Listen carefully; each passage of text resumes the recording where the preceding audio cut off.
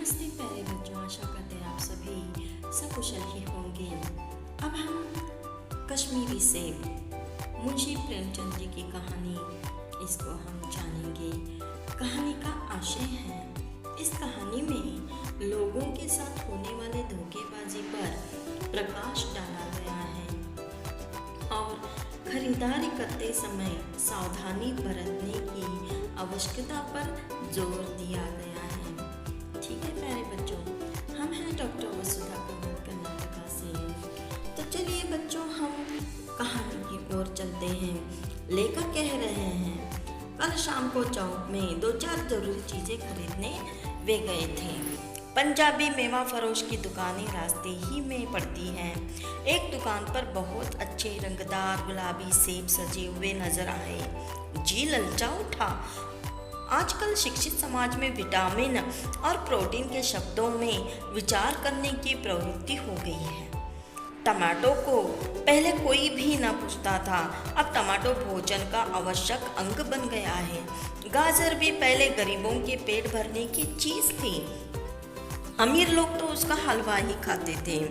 मगर अब पता चला है कि गाजर में भी बहुत विटामिन है, इसीलिए गाजर को भी मेजों पर स्थान मिलने लगा है। सेब के विषय में तो यह कहा जाने लगा है कि एक सेब रोज खाइए तो आपको डॉक्टर की जरूरत नहीं रहेगी। डॉक्टर से बचने के लिए हम नीम कौड़ी तक खाने को तैयार हो सकते हैं। सेब तो रस और स्वाद में अगर आम से बढ़कर नहीं है तो घटकर भी नहीं है। सेब को यह स्थान मिल चुका है। अब यहाँ केवल स्वाद की चीज नहीं है, उसमें गुण भी है। हमने दुकानदार से मोल भाव किया और आधा सेर सेब मांगे। दुकानदार ने कहा, बाबूजी बड़े मजेदार सेब आए हैं, खास कश्मीर के हैं, आप ले जाइए, खाकर तबीयत खुश हो जाएगी। मैंने रुमाल निकाला, उसे देते ही कहा, चुन चुन कर रखना। दुकानदार ने तराजू उठाई और अपने नौकर से बोला, सुनो, आधा सेर कश्मीरी सेब निकाल ला, चुन कर लाना। लौंडा 4 सेब लाया। दुकानदार ने तौला, एक लिफाफे में उन्हें रखा और रुमाल में बांधकर वह लेखक को दे दिया। लेखक 4 आने उसके हाथ में रखे। घर आकर लिफाफा जो का त्यों रख दिया। रात को सेब या कोई दूसरा फल खाने का कायदा नहीं है। फल खाने का समय तो प्रातःकाल है।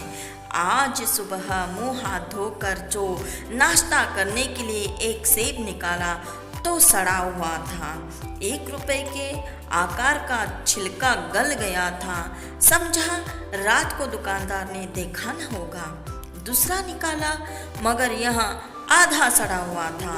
अब संदेह हुआ, दुकानदार ने मुझे धोखा तो नहीं दिया है। तीसरा सेब निकाला, यहाँ सड़ा तो न था, मगर एक तरफ दबकर बिल्कुल पिचक गया था। चौथा देखा, वहाँ यूं तो बेदाग था, मगर उसमें एक काला सुराख था। जैसे अक्सर बेरों में होता है।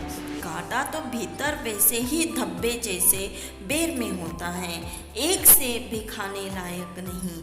4 आने पैसों का इतना गम न हुआ जितना समाज के इस चारित्रिक पतन का। दुकानदार ने जानबूझकर मेरे साथ धोखेबाजी का व्यवहार किया। एक सेब सड़ा हुआ होता तो मैं उसको क्षमा के योग्य समझता, सोचता उसकी निगाह न पड़ी होगी, मगर चारों के चारों खराब निकल जाए, यह तो साफ धोखा है। मगर इस धोखे में मेरा भी संयोग था। मेरा उसके हाथ में रुमाल रख देना मानो उसे धोखा देने की प्रेरणा थी। उसने भांप लिया कि यह महाशय अपनी आंखों से काम लेने वाले जीव नहीं हैं और न इतने चौकस है कि घर से लौटाने आए। आदमी बेईमानी तभी करता है जब उसे अवसर मिलता है। बेईमानी का अवसर देना, चाहे वह अपने ढीलेपन से हो या सहज विश्वास से, बेईमानी में सहयोग देना है। पढ़े लिखे बाबुओं और कर्मचारियों पर तो अब कोई विश्वास नहीं करता। किसी थाने या कचहरी या म्यूनसिपालिटी में चले जाएं, आपकी ऐसी दुर्गति होगी कि आप बड़ी से बड़ी हानि उठाकर भी उधर न जाएंगे। पहले ऐसे नहीं था। व्यापारियों की साख बनी हुई थी। यूं तौल में चाहे छटाक आधा छटाक कस ले, लेकिन आप उन्हें 5 की जगह भूल से 10 के नोट दे आते तो आपको घबराने की कोई ज़रूरत नहीं थी। आपके रुपए सुरक्षित थे। मुझे याद है, एक बार मैंने मुहर्रम के मेले में एक दुकानदार से 1 पैसे की रेवड़ियाँ ली थी और पैसे की जगह 98 दे आया था। घर आकर जब अपनी भूल मालूम हुई तो दुकानदार के पास दौड़ा गया। आशा नहीं थी कि वह 98 लौटाएगा, लेकिन उसने प्रसन्न चित्त से 98 लौटा दी और उल्टे मुझसे क्षमा मांगी। पर यहाँ कश्मीरी सेब के नाम से सड़े हुए सेब बेचे जाते हैं। मुझे आशा है पाठक बाजार में जाकर मेरी तरह आंखें न बंद कर लिया करेंगे, नहीं तो उन्हें भी कश्मीरी सेब ही मिलेंगे। इसका तात्पर्य यही है कि बच्चों, लेखक चाहते हैं कि जब भी आप दुकान पर जाएं, सदैव सचेत रहें। अगर खरीदारी करते समय सावधानी नहीं बरतते तो धोखा खाने की संभावना होती है। किसी पर आंख मूंद कर कभी विश्वास नहीं करना चाहिए। यही इस पाठ से हमें शिक्षा मिलती है। ठीक है, आशा करती हूँ आपको यहाँ समझ में आया होगा। बहुत